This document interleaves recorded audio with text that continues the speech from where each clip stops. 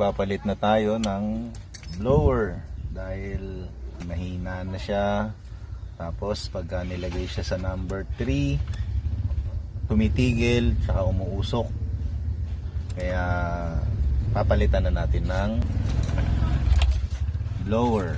Ito yung nabili ko sa online na blower. Okay, start na tayo. Una, tatanggalin natin itong knob.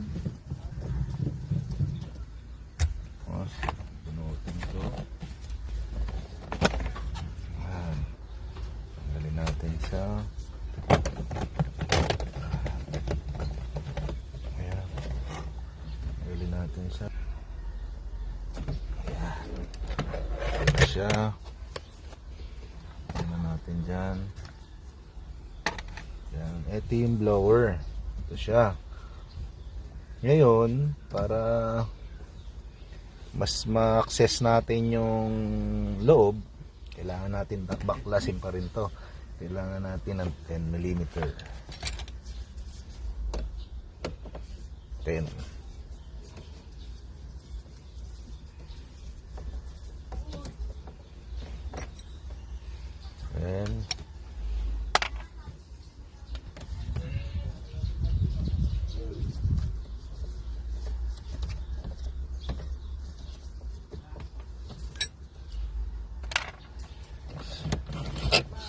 Then tanggalin natin dyan sa likod.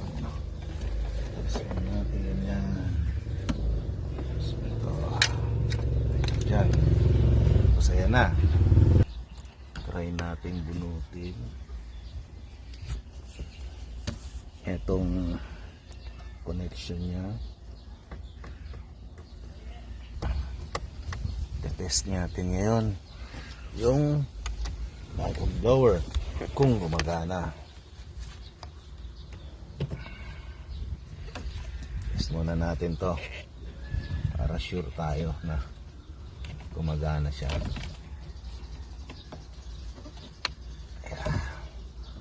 Ayan.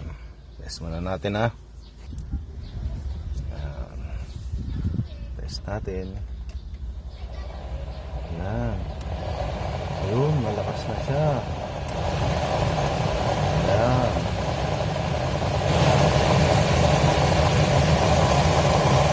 Malakas.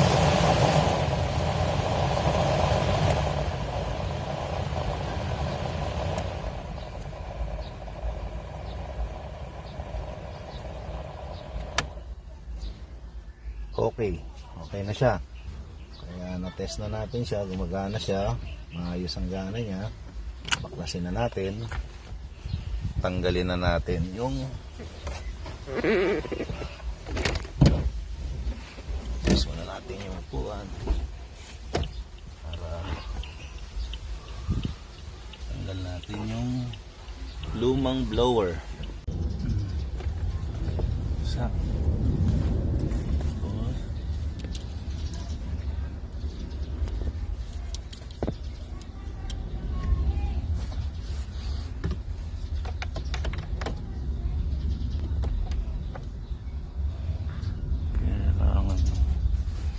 pili.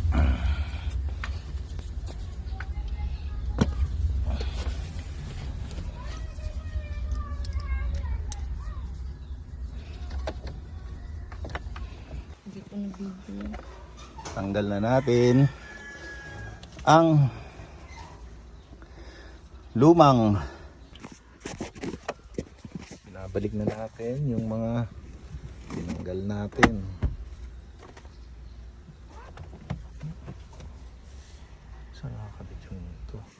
Okay po, testingin na po natin yung ginawa natin para malaman natin kung okay siya.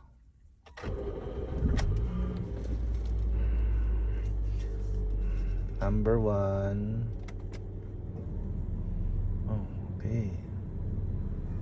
Number 2. Number 3. And number 4. Nakalakas niya at hindi na siya umuusok, hindi gaya nitong pinalitan natin na luma Kapag ka nasa number 3, tumitigil na. Kung aandar man siya, o mamangamoy na siya sunog, okay yung nabili nating blower. Hanggang doon na lang po tayo. At maraming salamat po sa mga nanood. At please subscribe po sa channel ko para po maka-update po kayo sa marami nating DIY na ginagawa. Maraming salamat po.